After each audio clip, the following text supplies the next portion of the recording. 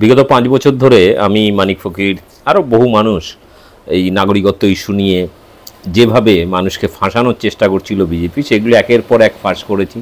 গোপন তথ্য যেগুলো বিজেপি বলছিল না, মানুষকে দেখাচ্ছে একরকম, হ্যাঁ নাগরিকত্ব পেয়ে যাবে 14 সালের আগে যারা এসছে, এই ভাওতাবাজি নিয়ে আমরা একের পর এক পোস্ট করেছি। প্রচুর তথ্য ভান্ডাফোর করলাম। বিজেপির যত রকম জুমলাবাজি ছিল এই বিষয় নিয়ে, গাজর ঝুলানো, মতুয়া উদ্বাস্তু, দেশভাগের বলি হওয়া মানুষকে, এটা আমি বারবার করেছিলাম। কিন্তু শান্তনু ঠাকুর, কবিয়াল অসীম সরকারের মতো লোকেরা এতটাই নির্লজ্জ, সব কিছু জানার পরেও মানুষকে একটু বিপড়িয়ে গেছে। তো এটা নিয়ে এর আগে বহু ভিডিও আপনারা দেখেছেন। আপনাদের আমি একটা কল রেকর্ড শোনাবো, সেটা হচ্ছে মানিক ফকির, কবিয়াল অসীম সরকারের মধ্যে কথোপকথন। বিজেপির লোকেরা কিভাবে টুপি পরাচ্ছে মতুয়া উদ্বাস্তুদের, সেটা সরাসরি মানিক ফকির কবিয়াল অসীম সরকারকে বোঝাচ্ছেন। এরকম একটা কল রেকর্ড।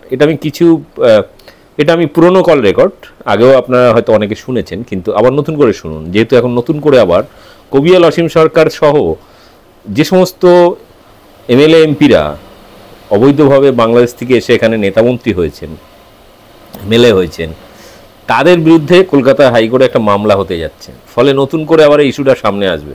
তার আগে শুনে নিন যে কবিয়াল অসীম সরকার কতটা বদমাশ, যে তিনি সব কিছু জেনে বুঝেও মানুষকে মতুয়া উদ্বাস্তুদের কীভাবে টুপি পরাচ্ছেন।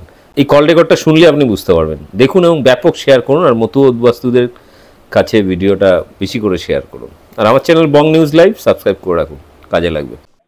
বলছি যে এটা তো দায়িত্ব আপনাদের ঠাকুর মশার, উনি কি করছেন তাহলে? আমি বলছি ঠাকুর মশার উপর দায়িত্ব দিলে হবে না। এবার উনি এখন মন্ত্রিত্ব পেয়ে গেছেন, উনি ওইগুলো নাও দেখতে পারেন। কিন্তু আমি চাই না আমার এমএলএ পদ থাকুক আর না থাকুক, আমি দেখবো আগে মানুষগুলোকে বাঁচাতে হবে। আমি আপনাদের সাথে কথা বলার শক্তি পাবো বলে আমি এমএলএ হয়েছি, কিন্তু আমি শুধু অসীম ক্যাপ্টার থাকলে তো আর আপনি আমার কথা শুনতেন না। আমি এমএলএ হয়েছি এই কারণেই, কিন্তু কথা ছিল আমাকে নিয়ে যাবে, আমাকে নিয়ে গেল না কেন?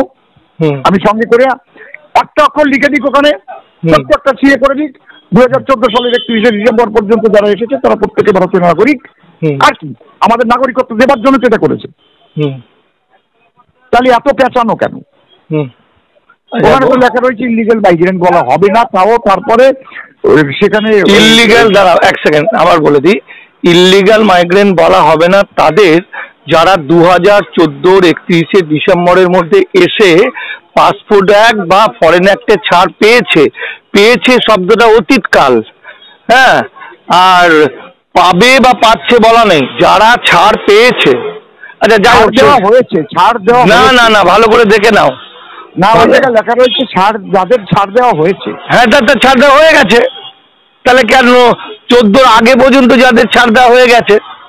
এইবার পাসপোর্ট অ্যাক্টে ছাড় দেওয়ার কন্ডিশন হিসাবে কি লিখেছে দেখো, বলেছে যারা আবেদন করেছে এবং আশ্রয় প্রার্থী হয়েছে। তো আবেদন বা আশ্রয় প্রার্থী হতে গেলে তো একটা চিঠি করতে হয়, এরা কেউটা করেনি। তার মানে এদের জন্য নয়, যারা আবেদন করেছে এবং ওই শর্ত পূরণ করেছে, বাংলাদেশ, পাকিস্তান, আফগানিস্তান থেকে এসছে 6টা ধর্মের লোকেরা, বুঝেছো, ধর্মীয় নির্যাতনের কারণে বা নির্যাতনের ভয়ে কোনো বিপদেই পড়বে না, মুসলমানরা তো এই দেশের নাগরিক। হ্যাঁ আচ্ছা, যেটা অবিভক্ত ভারতের নাগরিক। হ্যাঁ, তাহলে যেটা কাজের কথা একটু শুনে নাও, সেটা হলো যেটা বলতে পারবে। অমিত শাহ বলেছিল যে ক্রোনোলজি সমঝো, প্রথমে সিএএ, ঠিক আছে, সিএএ দিয়ে বলেছিল হিন্দু উদ্বাস্তুদের নাগরিকত্ব দেওয়া হবে, লোকের মাথায় সেটাই ঢুকে আছে। উস্কাবাদ এনপিআর, মানে যদি নাগরিকত্ব পেয়েই গেল তাহলে এনপিআর হতে তো কোনো ক্ষতি নেই। তারপর উস্কাবাদ এনআরআইসি, এনপিআরে যাদের নাম উঠলো বেছে বেছে বেছে বেছে তাদের এনআরআইসি ফাইনাল লিস্ট হলো। তাহলে তাই যদি হয়ে থাকে তাহলে আগে কেন এনপিআর হচ্ছে? এনপিআর মানেই তো ধরা পড়ে গেল। সিএ না হয়ে যখন জানুয়ারি মাসে এনপিআরটা হচ্ছে, তার মানেই তো ধরা পড়ে গেল। এনপিআর মানেই তো এনআরসি রুল, রাইট?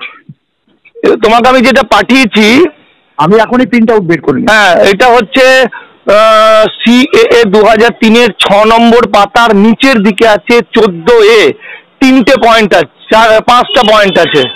তার মধ্যে প্রথম এবং 2টো পয়েন্ট হচ্ছে ভারতের নাগরিকদের একটা তালিকা তৈরি হবে, ভারতীয় নাগরিকদের, মানে ভারতীয় অ্যাজ পার সংজ্ঞা, as per constitution, as per 1955 আইন, ঠিক আছে, অফ ইন্ডিয়া। হ্যাঁ, সিটিজেন অফ ইন্ডিয়া, তার মানে যারা নাগরিকত্ব পায়নি, সিটিজেনশিপ পায়নি তাদেরকে কনস্টিটিউশন সিটিজেন অফ ইন্ডিয়া।